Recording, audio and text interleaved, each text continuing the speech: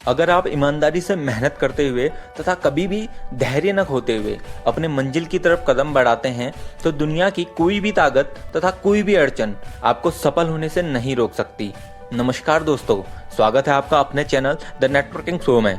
आज हम बात करेंगे एक ऐसे व्यक्ति की जिसने कभी भी अड़चनों से निराश न होकर धैर्य न खोते हुए अपने अंदर जुनून और विश्वास को बनाए रखकर लगातार ईमानदारी से मेहनत करते हुए अपने मंजिल को हासिल किया। हम बात कर रहे हैं नेटवर्क मार्केटिंग के टॉप लीडर्स में से एक सिद्धार्थ सिंह के बारे में। इनका जन्म दिल्ली से 150 किलोमीटर दूर उत्तर प्रदेश के मुजफ्फरनगर में हुआ था। बचपन में ही इनका परिवार दिल्ली में आ गया था।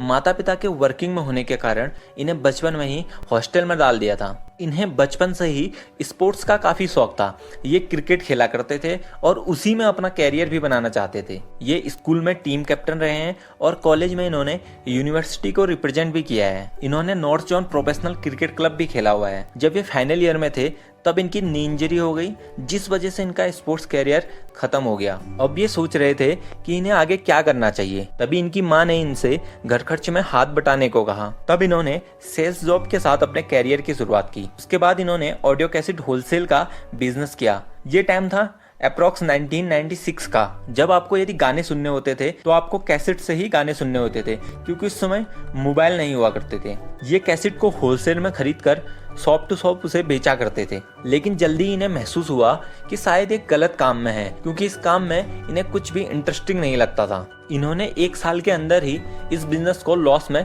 बंद कर दिया। जब ये फिर से सोच रहे थे कि अब क्या किया जाए, ये 1997 के एंड की बात थी। तब इनके सीए का फोन इनके घर पर आया, जिन्होंने बताया कि इंडिया में एक नई तरीके का बिजनेस आने वाला है और दिल्ली में एक घर का एड्रेस दिया और कहा कि वहां जाकर इसे सुन ले। ये और इनकी मदर उस बिजनेस को सुनने चले गए। वहां इन्हें इस बिजनेस के बारे में बताया गया। इन्हें बताया गया कि ये एक विदेशी कंपनी है जो डेली यूज के प्रोडक्ट बनाती है, और यदि ये डेली यूज के प्रोडक्ट स्टोर से न लेकर यहाँ से लेते हैं तो इन्हें मिलेगा कुछ डिस्काउंट, और यदि सेम बात ये लोगों को भी बताते हैं तो धीरे धीरे इनका नेटवर्क या ग्रुप बनेगा और नेटवर्क में जितनी भी प्रोडक्ट की खपत होगी उस हिसाब से इन्हें पैसा मिलेगा।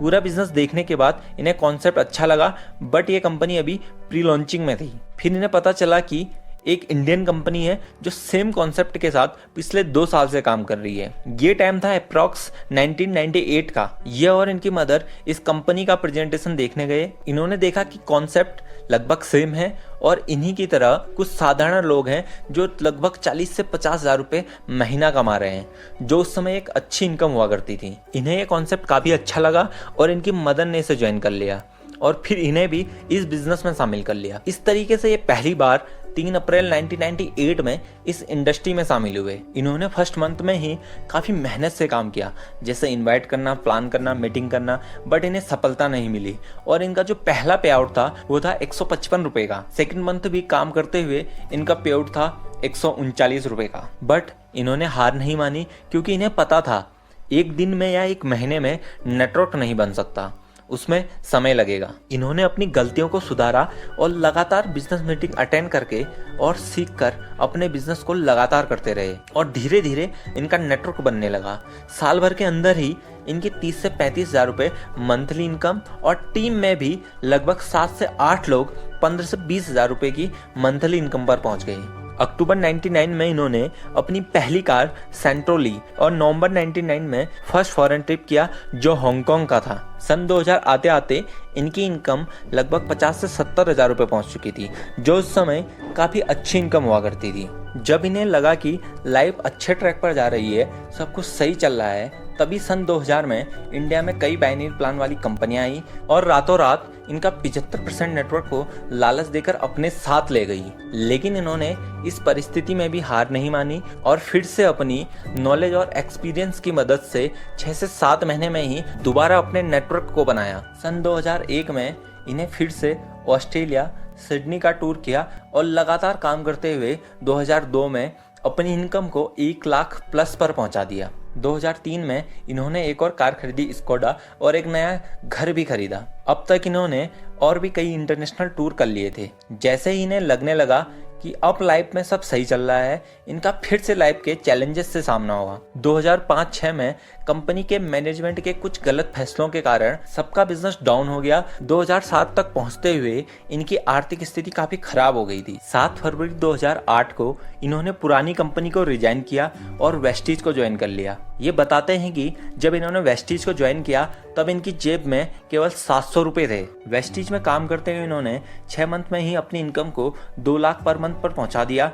और 10वें महीने में इस इनकम को 3 लाख प्लस पर पहुंचा दिया। 11वें महीने में वेस्टीज के कार फंड से इन्होंने मर्सिडीज बेंज कार ली। अपनी मेहनत और एक्सपीरियंस की मदद से इन्होंने अपनी इनकम को बढ़ाते हुए 18 लाख पर मंथ पर, उसके बाद 60 लाख पर मंथ और उसके बाद 1 करोड़ 5 लाख पर मंथ पर पहुंचा दिया। ये वेस्टीज से अपना हाईएस्ट चेक 1 करोड़ 68 लाख रुपए का ले चुके हैं।